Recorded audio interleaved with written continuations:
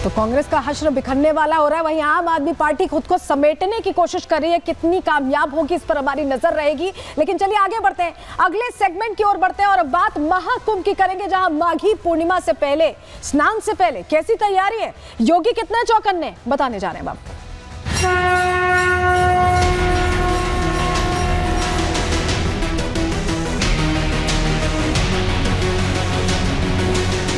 एक अस्थायी शहर में 45 करोड़ श्रद्धालु आकर के डुबकी लगा करके चला जाए तो इससे बड़ी बात और क्या हो सकती है। पहली बार हुआ होगा ऐसा कि लोग 300 किलोमीटर के जाम में फंस गए। नकारात्मकता फैलाने वाले वही लोग हैं जिन्होंने जीवन भर वीवीआईपी ट्रीटमेंट लिया है।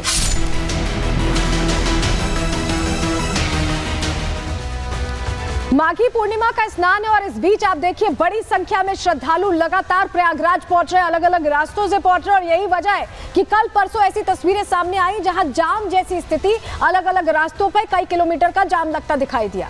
लेकिन खबर मिलते ही योगी आदित्यनाथ ने तुरंत अधिकारियों से बात की, बैठक की और निर्देश दिया कि क्राउड मैनेजमेंट किया जाए और जाम की स्थिति से लोगों को निकाला जाए। लेकिन आप समझिए कि यह भी जानकारी मिली है आज कि 45 करोड़ आस्थावान सनातनी स्नान कर चुके हैं। 45 करोड़, आप समझिए कि 100 देशों को मिला लेंगे तो वो आबादी होगी और उन 45 करोड़ लोगों को यहाँ प्रयागराज में स्नान ध्यान के लिए व्यवस्था करवाई गई। लेकिन इतनी बड़ी संख्या में जब लोग पहुंचते हैं तो कुछ अव्यवस्था होती है, कुछ दिक्कतें आती हैं, वो व्यवहारिक दिक्कतें, लेकिन उसमें भी सियासत खोजने से बाज नहीं आ रहे हैं। यहाँ अखिलेश यादव चाहते तो श्रद्धालुओं को सुझाव दे सकते थे, उनकी मदद कर सकते थे, लेकिन सियासत का मौका नहीं छोड़ रहे हैं। जरा आपको दो तस्वीरें पहले दिखा रहे हैं, जरा देख लीजिए प्रयागराज में जाम की स्थिति पहले कैसे बनी हुई थी, वो तस्वीर है, कल की तस्वीर है ये, और आज की तस्वीरें, ताजा तस्वीरें की आपको टॉप एंगल से हम दिखा रहे हैं। और ये अभी की स्थिति आप देख पा रहे हैं, चौराहा आपको दिख रहा है, चौक आपको दिख रही है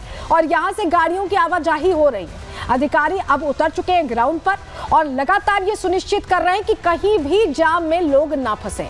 ये दो तस्वीरों का जो फर्क है, ये कैसे लाया गया है, क्या किया गया है, ये भी हम आपको बताएंगे। लेकिन पहले आप ये समझ लीजिए कि अब जाम खुल चुका है। माघी पूर्णिमा के अवसर को लेकर उत्साह में है सनातनी, बड़ी संख्या में पहुंच रहे, लेकिन जाम खुल चुका है। तस्वीरें हमने आपको दिखाई, लेकिन आपको बताते कि ये जाम खुला कैसे, क्योंकि कई किलोमीटर लंबा जाम था और जितने प्रयागराज को लेकर एंट्रेंसेस हैं वहां पर अलग अलग जगहों पर ये जाम की स्थिति बनी हुई थी। लेकिन व्यवस्था पुख्ता करने के लिए योगी आदित्यनाथ ने खुद कमर कसी, अधिकारियों के साथ बैठक ली।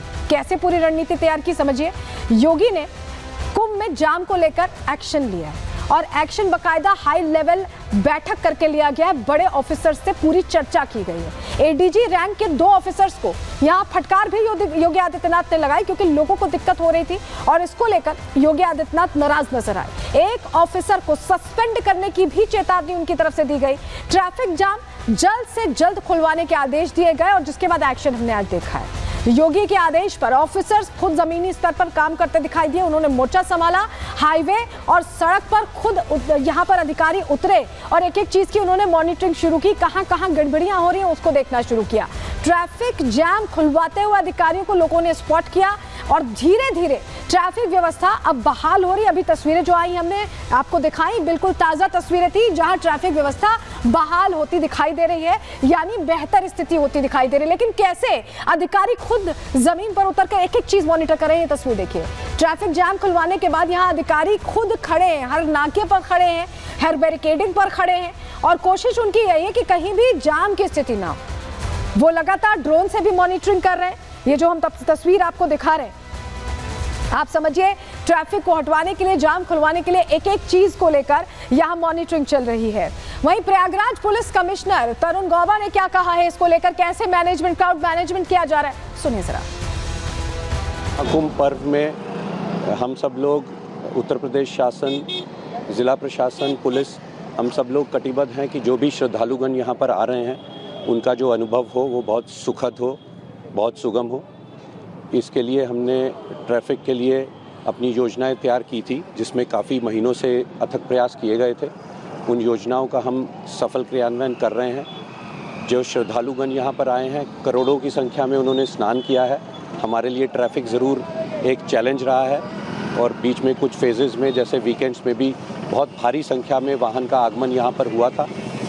उसको दृष्टिगत रखते हुए जो हमारा पुलिस बल यहाँ पर तैनात है, जो हमारे प्रशासनिक अधिकारी यहाँ पर तैनात हैं, अथक परिश्रम करते हुए उन्होंने जो भी सिचुएशंस आई उनको रिजॉल्व किया। अभी आप देखेंगे कि बहुत सुगम तरीके से यातायात यहाँ पे चल रहा है। तो यातायात चल रहा है, व्यवस्था सुचारू की गई है। माघी पूर्णिमा को लेकर लगातार जो सनातनी उनकी भीड़ पहुंच रही है, क्योंकि हर कोई इस महाकुंभ में आस्था की डुबकी लगाना चाहता है। लोगों का क्या कहना है, क्या उन्हें बदलाव महसूस हो रहा है व्यवस्थाओं में, या किसी तरह की दिक्कत आ रही है, दोनों ही चीजें हमने जानने की कोशिश की। सुनिए जरा। योगी जी सर बहुत अच्छा देख रेख किए हैं, हम लोग बहुत दिल से धन्यवाद देते हैं दीदी, और बहुत अच्छा से हम लोग स्नान किए हैं, सारे ग्रुप के साथ आए हैं। बहुत अच्छी व्यवस्था है, बहुत अच्छी व्यवस्था है। योगी जी का काम कैसा लग रहा है? बहुत अच्छा लग रहा है, बहुत अच्छा काम है। मोदी जी और योगी जी का बहुत बड़ा सहयोग है यहाँ पे। जैसे उन्होंने दिया था स्लोगन कि दिव्य कुंभ महाकुंभ, वैसा ही कुंभ है, व्यवस्थाएं बहुत प्रॉपर है। चलिए, यानी व्यवस्था प्रॉपर है। कम से कम जो लोग पहुंच रहे हैं डुबकी लगाने, जो इसे तीर्थ क्षेत्र के तौर पर देखकर पहुंच रहे हैं, क्योंकि अगर आप तीर्थों में जाते हैं तो आपको थोड़ी मशक्कत तो करनी पड़ेगी भगवान का दर्शन करने के लिए। कोई उत्सव थोड़ी, कोई पार्टी थोड़ी है जो आप पहुंच गए और तुरंत ही आपको एकदम वहां मौके पर पहुंचना। थोड़ी तो मेहनत करनी पड़ेगी ना भगवान को पाने के लिए, आस्था का अपना कहीं ना कहीं उसमें डूबने के लिए थोड़ी मेहनत तो करनी पड़ेगी। और लोग इसे मान भी रहे हैं, सुन भी रहे हैं। लेकिन अब योगी आदित्यनाथ ने विपक्षियों को भी आईना दिखा दिया है। क्या सीधा संदेश दिया है, समझिए। पहले जानकारी आपको दे रहे हैं। देखिए, सबसे पहले समझिए, 45 करोड़ लोगों ने अब तक कुंभ में स्नान कर लिया। ये बहुत बड़ी संख्या है। आप अगर सोचें कि एक छोटे क्षेत्र में इन्हें मैनेज करना इतना आसान होगा तो नहीं, लेकिन इसके बावजूद व्यवस्थाएं की गई, उन्हें एक्नॉलेज करना चाहिए। महाकुंभ में जन सैलाब जिस तरह से उमड़ा है, उससे विरोधी जरूर परेशान दिखाई दे रहे हैं। अखिलेश ने जाम पर सवाल उठाया, योगी की व्यवस्थाओं को उन्होंने फेल बताया। पहले भी उठाते रहे सवाल। अखिलेश के आरोपों पर योगी आदित्यनाथ भड़कते दिखाई दिए, नाराज होते दिखाई दिए। योगी ने अखिलेश पर निशाना साधा और कुंभ के दुष्प्रचार का आरोप लगाया। कहा कि वो दुष्प्रचार कर रहे हैं। योगी बोले कि जानबूझकर दुष्प्रचार कर रहे हैं अखिलेश। अखिलेश ने जीवन भर वीवीआईपी ट्रीटमेंट लिया है, ये भी कहा योगी आदित्यनाथ ने।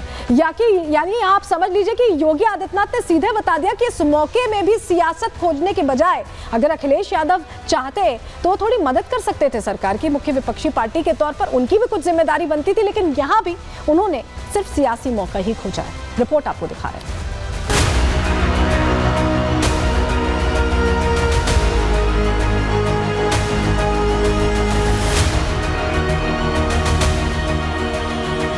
प्रयागराज महाकुंभ में हर कोई आस्था की डुबकी लगाना चाह रहा है।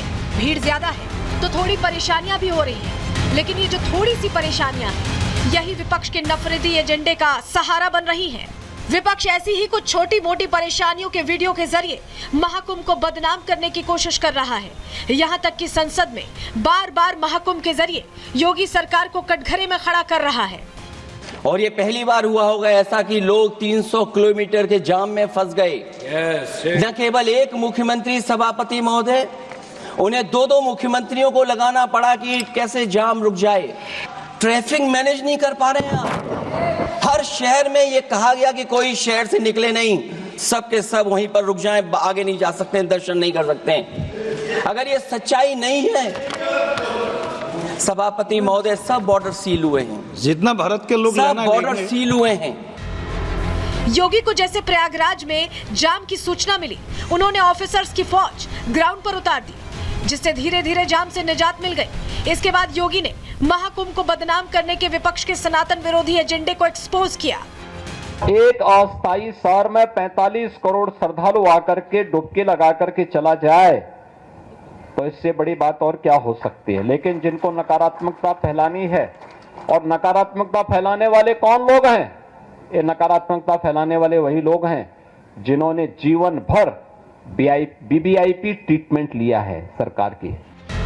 महाकुंभ में विरोधी एजेंडे में सिर्फ अखिलेश ही शामिल नहीं है, बल्कि उनकी पत्नी डिंपल यादव भी लगातार सनातन पर सवाल खड़े कर रही हैं। सरकार व्यवस्था अभी भी समय है सुधारे, उनको अच्छा करे, जिससे कि लोगों को जो कष्ट हो रहे हैं, जहां लोग घंटों जाम में फंसे हैं भूखे प्यासे, तो इस तरह की असुविधा श्रद्धालुओं को ना हो। मिसमैनेजमेंट बहुत ज़्यादा है और अगर सही मायनों में पूरी व्यवस्थाओं को ढंग से देखा जाता तो आज जितना कठिनाई और कष्ट का सामना श्रद्धालु कर रहे हैं वो नहीं करना पड़ता। महाकुंभ की व्यवस्था को बेहतर से बेहतर बनाने का काम किया जा रहा है और बड़ी संख्या में श्रद्धालु पहुंच रहे हैं। 45 करोड़ से अधिक श्रद्धालु वहां पहुंच चुके हैं और लगातार श्रद्धालुओं का आना जारी है। हमारी सरकार सबसे अच्छी व्यवस्थाएं कर रही है और लगातार उसमें सुधार भी कर रही है। उसके बावजूद देखिए, विपक्ष और खासकर समाजवादी पार्टी के लोग सनातन पर अनर्गल टिप्पणियां करते रहते हैं, जबकि दुनिया का हर सनातन धर्म मानने वाला व्यक्ति आज पवित्र संगम पर पहुंच करके पुण्य प्राप्त करना चाह रहा है। हमारी सरकार उस दिशा में प्रतिबद्धता के साथ काम कर रही है।